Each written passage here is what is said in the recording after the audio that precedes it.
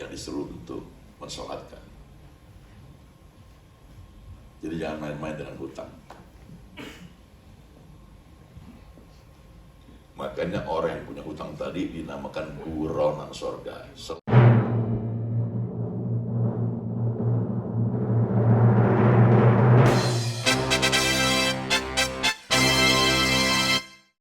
Ya, bagaimanapun penonton atau pemirsa, itu pertama yang dilihat adalah pemain.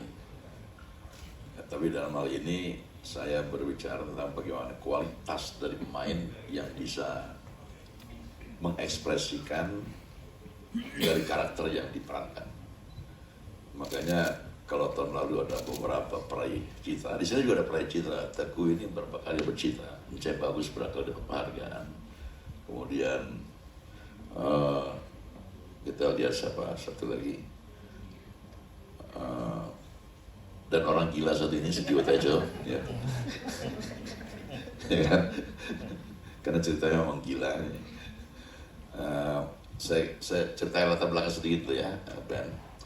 Bahwa ini buronan sorga ini sebetulnya ide cerita dari almarhum Wahyu HS, penulis PPT pertama, sebagai sebuah ide. Rencananya buronan sorga ini akan dibuat movie. Beliau keburu meninggal, kalau kita melihat materinya sangat banyak dan bisa dikembangkan menjadi 30 episode. Maka kita kembangkan, sudah jadi skenario filmnya, kita kembangkan menjadi series itu di bulan Ramadan ini. Nah, buronan sorga ini memang menggelitik judulnya.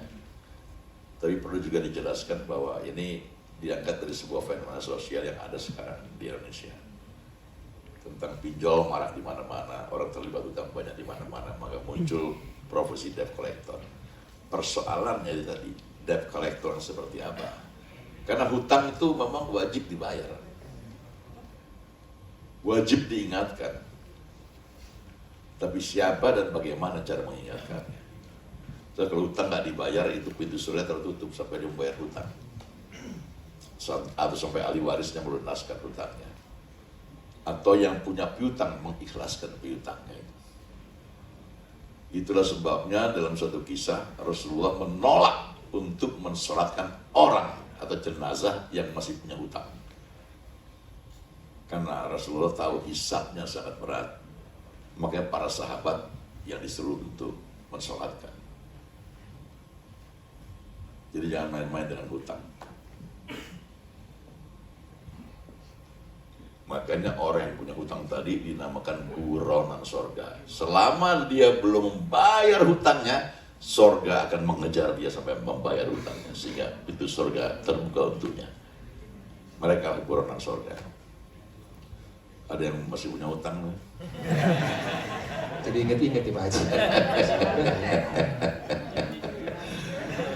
Kalau ada kemampuan bayar, segera bayar. Nah, kita nggak tahu umur sampai kapan. Kalau bayar minimal masih kena itu nggak Pak Haji? Buronan juga kan? Ya, paling tidak itu harus diingatkan kan. Jadi ahli waris harus membayar hutang dari almarhum. Tapi selama kita mampu membayar hutang, punya uang, segera lunasi. Karena hutang itu membuat siang kita malu dan malam nggak bisa tidur. Ya, jadi begitu pentingnya membayar hutang. Makanya dinamakan mereka itu sebetulnya punya kesempatan untuk masuk surga kalau membayar hutangnya. Tapi tertutup pintu surga selama dia belum membayar hutangnya, dan sampai nanti dipertanggungjawabkan di hadapan orang yang memiliki piutang kepadanya. Begitu berat hisabnya.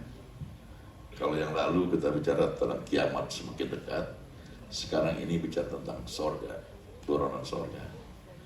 Nah, ini yang kita angkat karena menurut saya film adalah refleksi dari sebuah realitas sosial di mana film itu dibuat. Nah, buronan sorga juga merefleksikan sebuah realitas sosial dari masyarakat kita yang selama ini banyak sekali. Saya lihat juga banyak mahasiswa, banyak guru yang sekarang terlibat pinjol dan susah bayar. Bukan hanya dari kalangan yang menengah, di bawah juga demikian, di atas pun demikian. Makanya negara pun berhutang. Yang penting mampu bayar. Negara juga berhutang ya. Jadi dari mulai masyarakat paling bawah sampai atas sampai negara pun berhutang. Tapi yang penting mampu dan berniat membayar hutang. Saya kira itu tema utamanya, dan ini